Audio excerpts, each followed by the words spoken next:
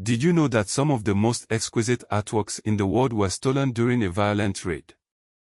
We are talking about the Benin bronzes, masterpieces of African art, and the dark history behind their presence in Western museums. Today, we are diving into the truth of what really happened. The Kingdom of Benin, located in present-day Nigeria, flourished for centuries. By the 15th century, it was a powerful and highly organized state, renowned for its sophisticated artistry. The Oba, or king, held immense power, overseeing a complex society with skilled artisans, warriors, and traders. The Benin bronzes are not actually all bronze. Many are made of brass. These plaques, sculptures, and figures were crafted by master artisans using the lost wax casting technique, a process passed down through generations. They adorned the royal palace, depicting scenes of court life, religious rituals, and historical events. Each piece served as a record of the kingdom's history and a testament to its artistic prowess. In 1897, the British launched a punitive expedition against the Kingdom of Benin. This brutal invasion was triggered by the killing of a British delegation, although the Oba claimed they were warned not to enter the city during a religious ceremony.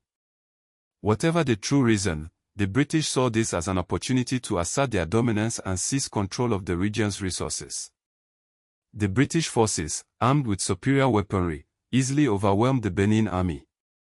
They stormed Benin city, looting and burning the palace and other important buildings. It was a calculated act of destruction, aimed at crushing the kingdom's power and erasing its cultural identity. The British soldiers systematically looted thousands of artworks, including the Benin bronzes. These treasures were taken as spoils of war and shipped back to Britain. Many were sold off to museums and private collectors across Europe and America. The dispersal of the Benin bronzes marked a tragic loss for the Kingdom of Benin and its people.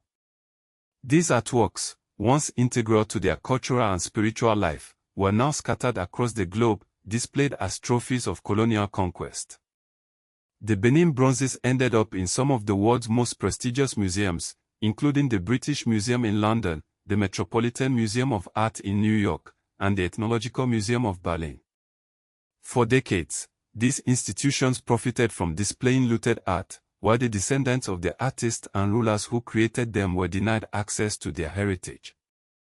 The question of ownership has been a subject of intense debate for decades.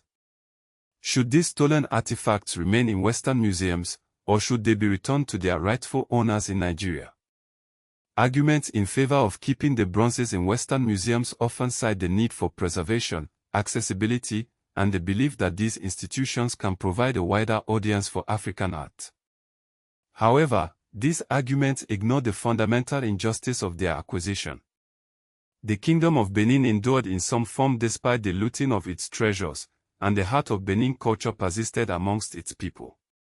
In recent years, there has been growing pressure on Western museums to address the issue of looted art and to consider the ethical implications of holding onto artifacts acquired through violence and exploitation. The restitution movement has gained momentum, with activists, scholars, and government officials calling for the return of the Benin bronzes and other stolen cultural treasures.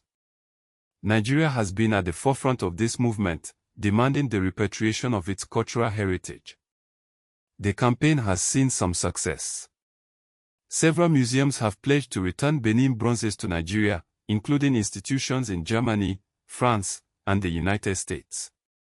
However, the process is often slow and complex, involving legal hurdles, logistical challenges, and resistance from some institutions reluctant to relinquish their holdings. The return of the Benin bronzes is not just about giving back stolen objects.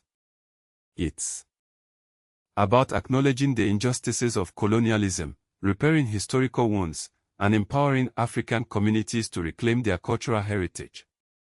It's about recognizing the value of African art and history, not as relics of the past, but as living traditions that continue to shape the present and future.